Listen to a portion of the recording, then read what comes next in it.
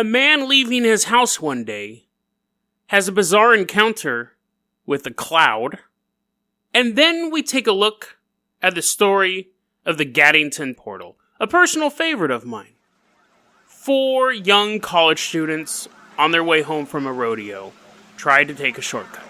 But instead, the shortcut takes them out of this world. Today on Dead Rabbit Radio.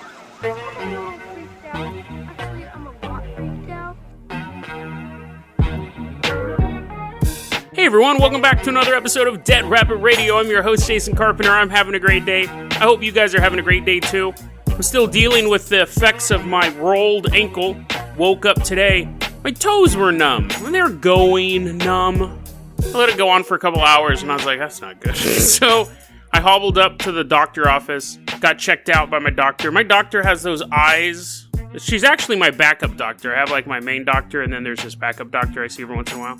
I'm sitting there, my little toesies all numb, and the backup doctor I'm sure she has an official title, don't remember her name, but she walks in the office and she has those wolf eyes, like those penetrating blue eyes.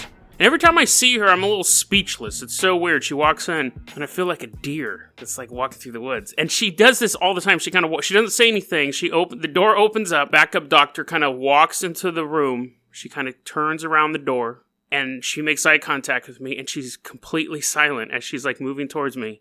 And then she sits down, and she goes, "Hi, I'm Wolf Woman, the doctor."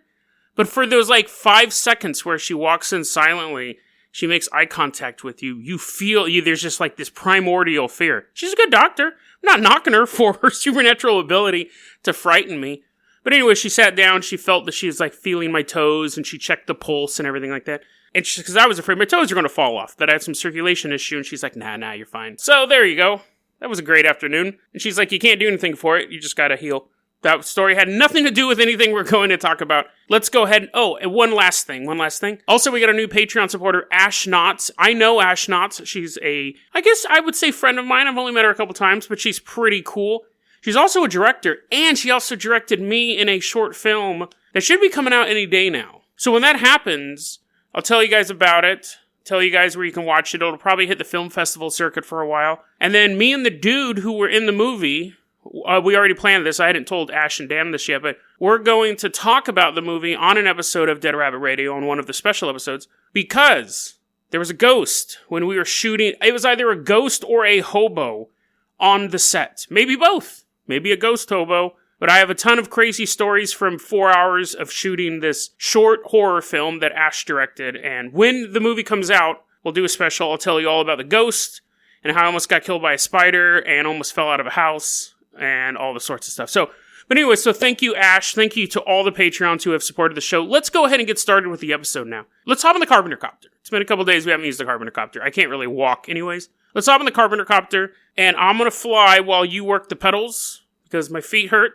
My one foot hurts, but I'm just acting like a baby at this point. I'm like, I can't move my legs. So I'm flying, and you're sitting down, and I'm assuming there's pedals on a helicopter. I have no idea. I don't think it's actually pedal-powered. You're like, upper body workout. But anyways, we're flying all the way back to the year 1975. We are going to Long Island, New York, truly near the city that never sleeps. And we land. Your arms are all sore, and I'm like, carry me out. So you pick me up, and now you're carrying me out of the helicopter like Wolverine and Professor X.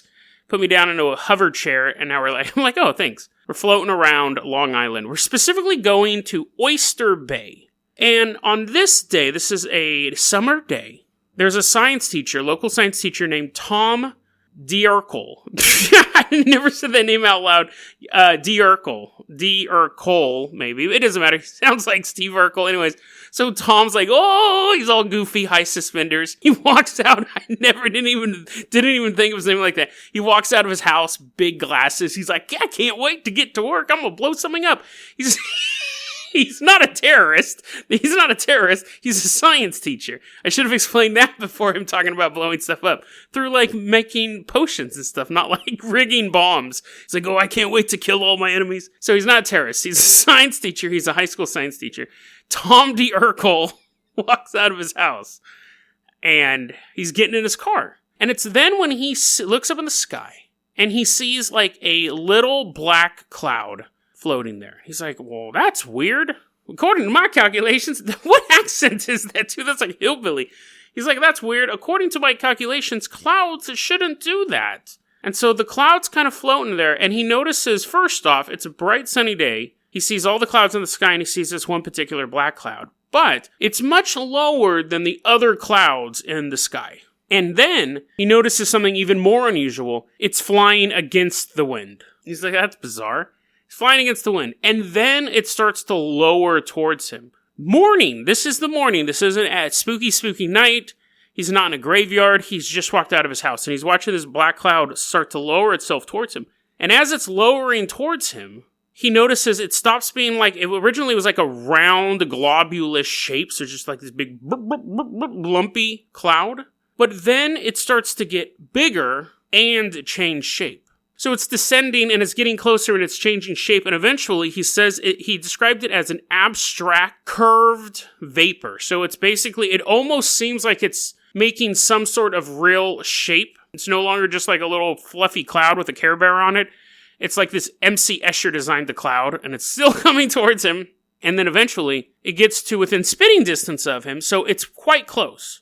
And then he sees, he pulls out his calculator and he's calculating this. He's like, oh, maybe Laura will love me now that I found this new cloud. I'll name it after her. And he sees the cloud a little like, he describes it as lips. Like he sees like a little gap appear in the front of the cloud.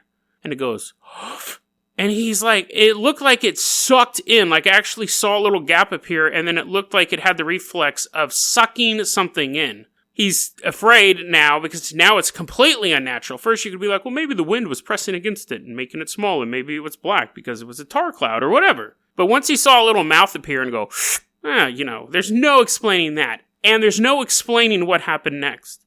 He's standing on the ground, the cloud's in the air. And when I said spitting distance, I was literal because then it goes and spits water on Tom. Oh, slipping in it. And then it just fades away into nothing. So he's drenched. His car is drenched.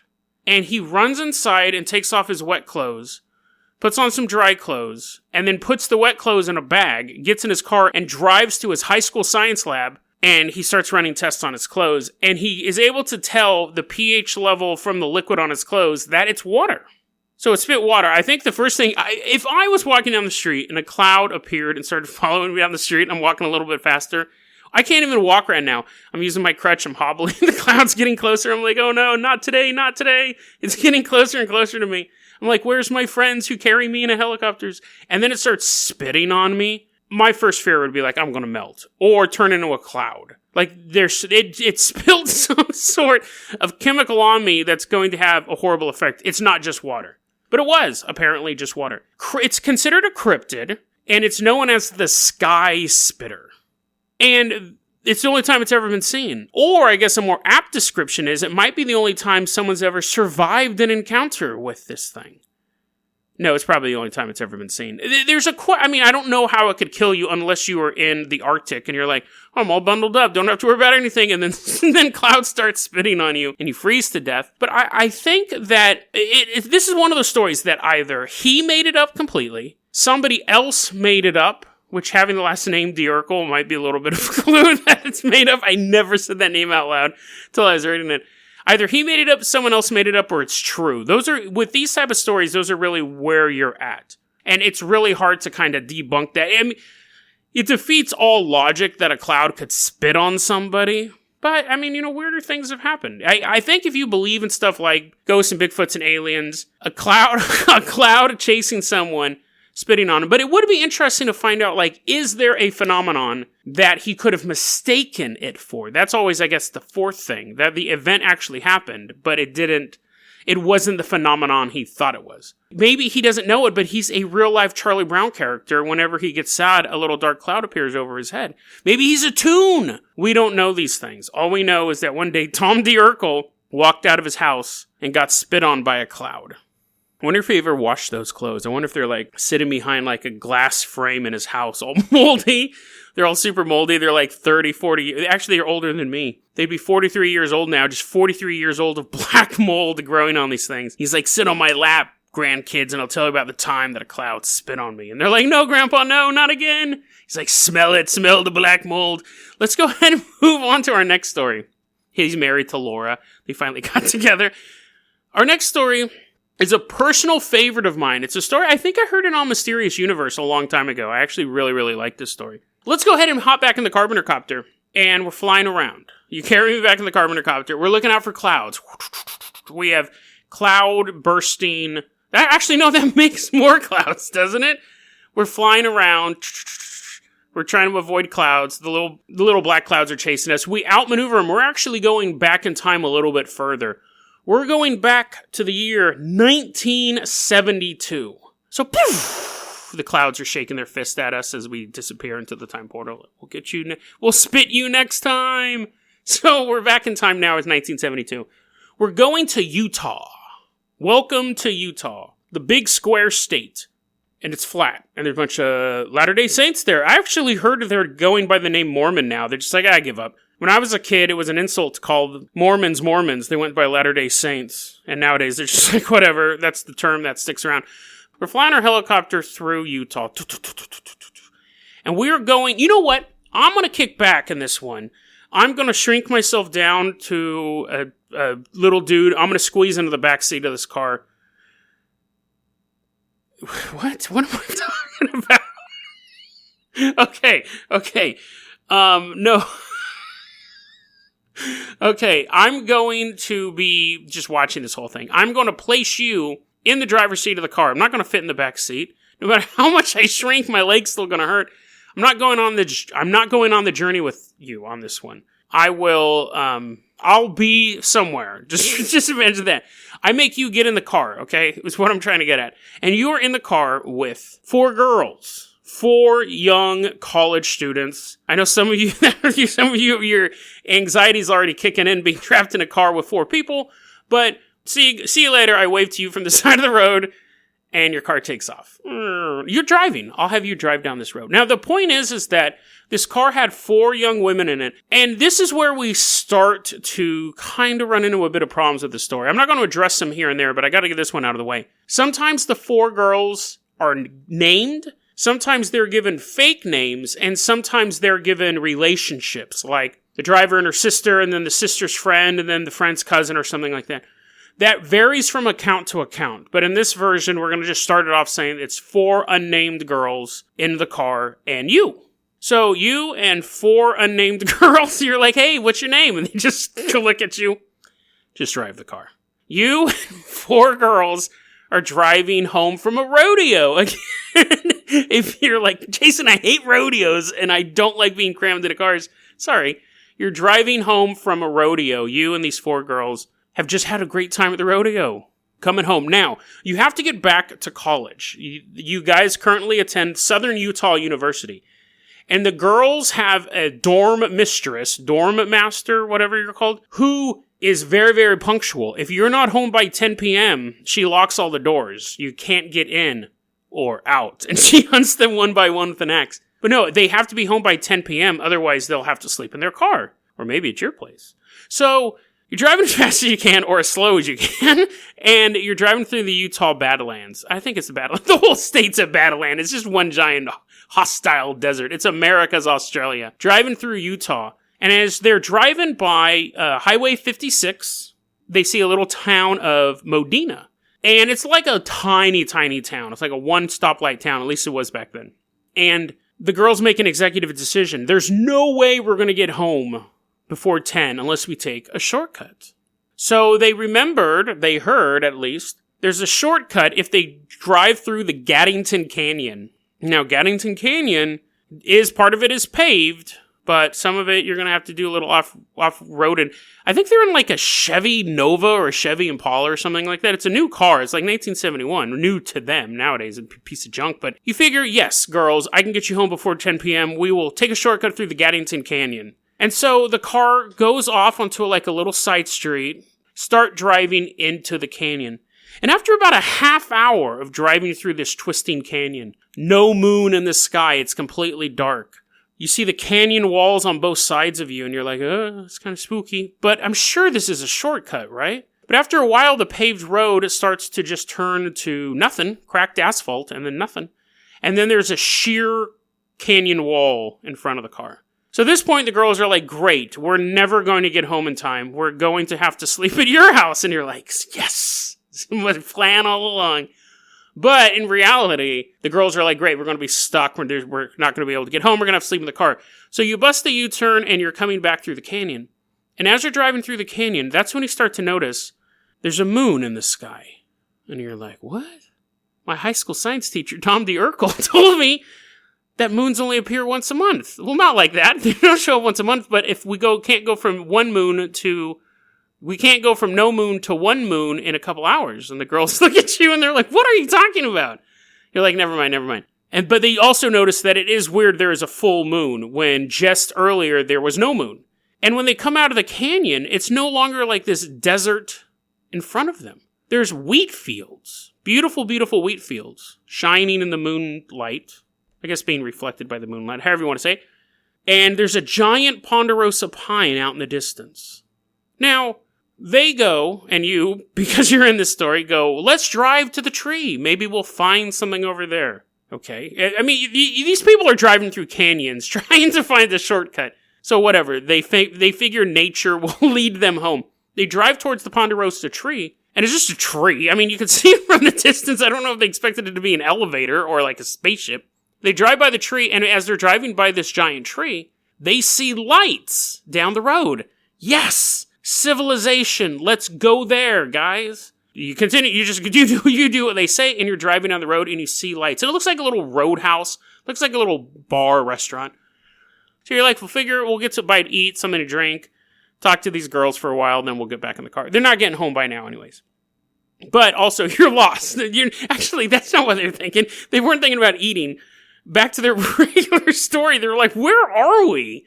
Where are we? We're surrounded by wheat. They weren't hungry. Sorry, I was imagining my own self in this story. They go there because they're like, we're lost. We have to find directions. Let's go there and ask someone for directions.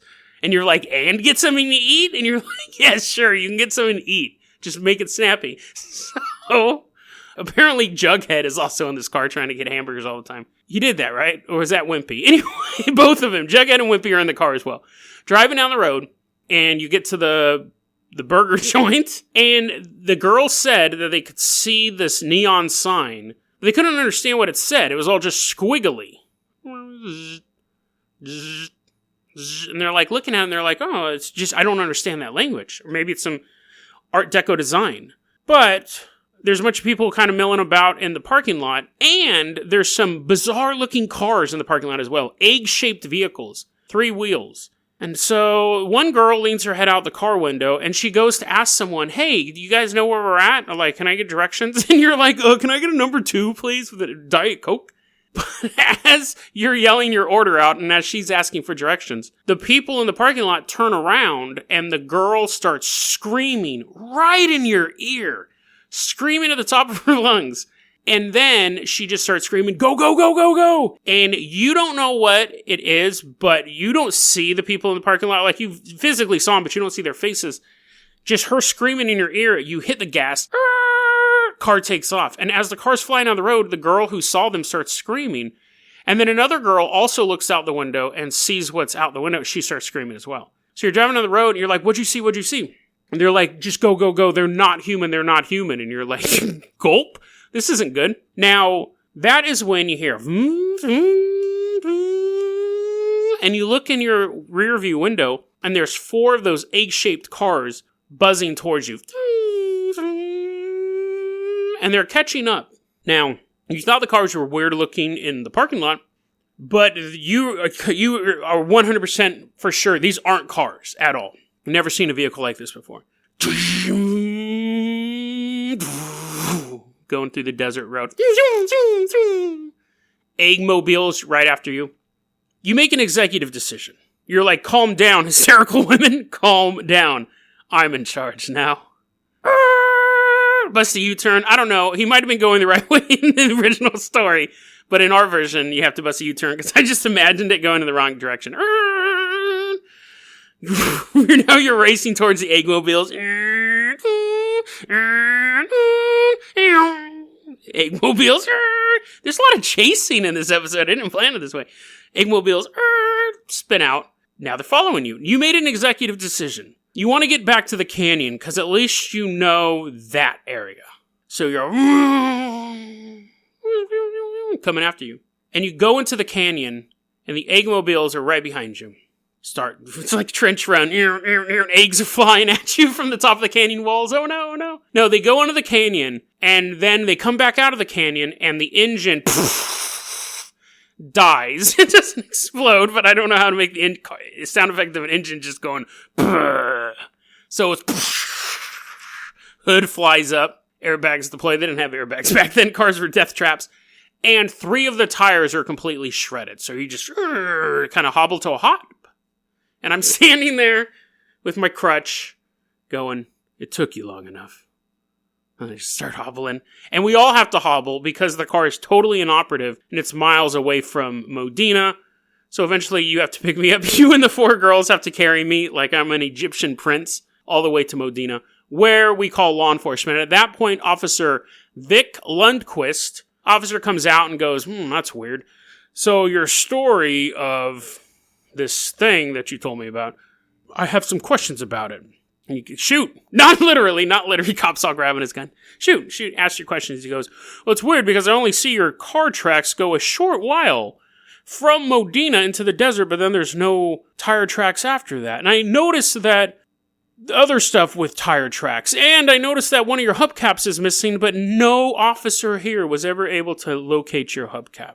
Right, and you're like, why are you writing down such stupid details in your police report? And Vic Lundquist goes, well, because people will be asking these questions, whether or not the story is true, 30 years from now. And then the camera pans up to the night sky. There's no moon. Roll credits. That's the story of the Gadding Tin Canyon time portal. Now, it's one of my favorite stories, but let's go ahead and step back for a second. There are some glaring inconsistencies in that story. Let's tear it apart and then put it back together again. Because I think there's a reason why this story is popular, or why it was crafted in the first place.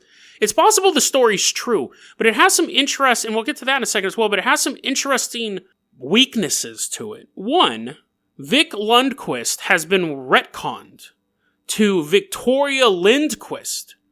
So some people have said, that was just an error. It was actually a female police officer who came to the scene. So it was never Vic Lundquist, it was Victoria Lindquist. And that came about because someone was Google searching to see if there was really a Victor Lundquist who lived in Utah at that time. And apparently there's someone named Victor Lundquist and Victoria Lindquist, both living in the Utah, in the area around that time. So that's a weird retcon. I'm kind of attacking these backwards. 2, every version of the story ends with the police report saying there's no tire tracks from where the car left Highway 65 in the first place. There was no, that one is stupid to begin with because the cars broke down miles away from Modena in every version of this story. So if a cop came out and was like chewing a piece of wheat and you're like, where'd you get that wheat from? There's no wheat in Utah. And he's like, he's secretly an alien. He's like, if now a new cop shows up, and he's chewing gum, and he's watching tire tracks, and he goes, that's weird. Tire tracks ended just feet off of the highway. And you're like, we just walked 5 miles. You can go out there and see that our car is there. And the cop would be like, oh, that mystery's solved.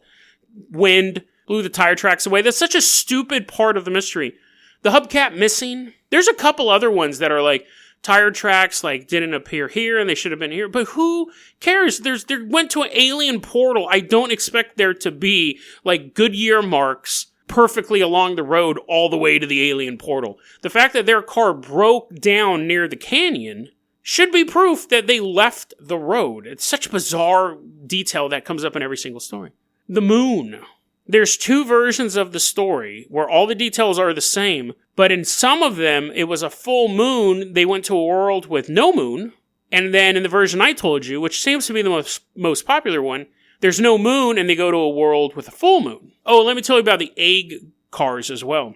A lot of people, this story, the earliest posting of this story online was 2006, and apparently it happened in 1972. Now, Sometimes, again, it could be a hoax. Sometimes it could be written in some obscure UFO book that was just hanging out at used bookstores for 20, 30 years, and someone bought one and read it and put it online. That's always possible. That's happened a couple times. Like Sam the Sandown Clown was kind of the same thing. That was an old UFO report. So, it's not unusual to have stories show up later. But the earliest version of this story that appeared online was from 2006. That website is down. So 2007 is the earliest verifiable. You can pull up the website and look at it. And that was 2007.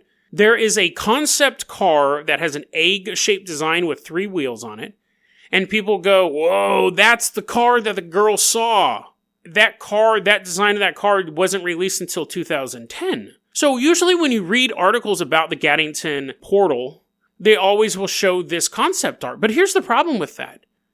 Yes, there is a car on Earth that is made to look like an egg with 3 wheels, but it's not piloted by aliens in a diner. Like, that is just a bizarre coincidence. It's not showing that they traveled into the future, I don't think. Unless Utah, if it took place in the future enough that Utah has wheat and people have turned into monsters, they're not driving around a car that was designed in 2010. Unless that was like a retro auto festival where people were like, hey, let's drive cars from 1,000 years ago. If that much change has happened, why would they be driving cars designed in 2010? So that detail is just a weird coincidence. Another thing is like, these versions of these stories have so much dialogue where they're like, Becky said, slam it. So I slammed it. And then she's like, look out. Here comes another one. And then as I turned and I said, oh no, here comes another one. The chick next to me goes, drive, Becky, drive. I think they're all named Becky in this version. There's tons of dialogue in this story. But not a single version says what the people look like. They just say they're not human. It's like someone wrote a young adult novel and put this all in there. One of the most interesting details, though, is there's no such place officially named the Gadding Tin Canyon. Now, it's one of those stories that, like I said, I've enjoyed for a long, long time, but I never looked into it. And someone else has this website called the Debunker Files or something like that. And that website made some ridiculous arguments against it as well. Like, I was like, that's kind of dumb. But one of the stellar pieces I got from it is there is no place called the Gadding Tin Canyon in that area. Because the city of Modena is real. It's a tiny town. There's 2 canyon ranges, though. There are 2 canyon ranges. Officially, none of them are named Gadding Tin Canyon. The reason why, and this is really telling about why I think this story exists, assuming it's fake. The reason why it's known as the Gadianton Canyon portal, the reason why it's referred to as the Gadianton Canyon, is Gadianton Canyon is a local name that the Mormons use for that area. The only time you see reference to that is with this story and the story from the Book of Mormon about a dude named Gadianton who led an army of thieves that were attacking the Nephites, or they were the Nephites. It's this Mormon story. It's this Book of Mormon story where before Jesus died and came to America, there was a bunch of people like hanging out here. There were a bunch of people hanging out here, but they weren't the Nephites. They actually have, the Mormon church actually has an archaeological team dedicated to finding proof, physical proof of the Book of Mormon in America, because they have these giant war machines. They have these ancient empires. It was a super advanced civilization that waged war across America. And a lot of times in the Book of Mormon, they ride horses around. There were no horses in America, so then it turns out they were riding like tapirs or something, like big old pigs. But anyways, I just did an episode on the Book of Giants, so I can't really talk trash about the Book of Mormon. The only time you hear about Gaddington Canyon is in reference to the Book of Mormon and a group of evil thieves and an army of like evil thieves robbing people and this story. So I think this is the origin of this story. I think this is where it came from. I'd bet dollar to donuts that this is a urban legend. It's a Mormon urban legend, basically. I think it's probably something that was told in youth groups to scare people, because this story has a moral that is not readily recognizable when you first go through it. The moral is do not stay out past curfew. Very, very interesting, because when you first hear it, I didn't pick up on that. When I first heard it, I was like, oh, that's fascinating. Go in another dimension. And then you hear it over and over again. But when I become more skeptical doing the show, because I just have to read so much of this stuff. I'm reading it and I'm thinking, there is a moral to the story. Like so many stories we cover, don't play in the water, so, a dolphin might get you. We'll come up with this legend. Don't go into the woods, kids, or this guy who makes you walk backwards will get you. Whatever they are. This particular one is don't stay late anywhere. Get home before curfew is the moral of the story. Then you would have never been chased by these monsters. And I think one of the reasons why I think that's clear is that nobody dies. It's a urban legend you can tell at a youth group, at a lock-in, with a bunch of 13-year-old kids. They're not going to have nightmares. People get away. You don't know what the monsters look like, which in reality, if you knew the dialogue of the people in the car, and this happened 30 years ago, someone would have said, yeah, they look like they were pig people, or they had giant eyes, or they look like clouds wearing clothes. There would have been something with it rather than we don't know what they look like. So I think one of my favorite interdimensional stories involving a bunch of young women getting sucked into another dimension and having to outrun a bunch of aliens, I think also intrigues a bunch of 13-year-olds in a locked church late at night as their youth minister goes, and then the cops couldn't find tire tracks leading off the road. And the kids are like, oh no, I want to go home. I think that's the origin of this story. But maybe I'm wrong. Maybe my skeptical side is wrong, and I'm tearing apart the truth. Someone could tell you the truth, and you could be just as skeptical. Find little holes in it. Make them sweat a bit. Very, very possible. I think the interesting thing about this story, too, is that you figure it has to happen both ways. If we can slip into their reality, couldn't they slip into ours? We talk about UFOs being from other dimensions and things like that, and like ghosts may actually be from other dimensions. We're not actually seeing dead people. But if 4 girls can make a wrong turn down the wrong canyon on the wrong night and end up in an alien world, could they do the same? Have they done the same? We talk about missing people all the time, and most missing people stories have a rational explanation. But at a certain point, you have to say, I can't explain how this person went missing. They just disappeared. So are there stories of young alien creatures that look human at first glance? These guys looked like they were human, at least humanoid. How many times have one of theirs crossed over to our world, turned a corner, appeared in the middle of a city, surrounded by monsters, not understanding any of the writing on any of the billboards? And if that's happened, and statistically it would have had to happen, if it can happen one way, it'll happen the other way. Did they get away? Was that young group of aliens from another dimension driving home from their gloop glorp, trying to beat the clock, and they got lost in our world? Would they have simply been chased off by men in Harleys and a guy in a Toyota pickup truck? Or would they have been cut down, blown up, captured and sent to the U.S. military? Yeah, probably. And I think that's what would have happened to those young girls as well, if those egg-shaped vehicles had caught them. The story wouldn't be told in Mormon youth groups.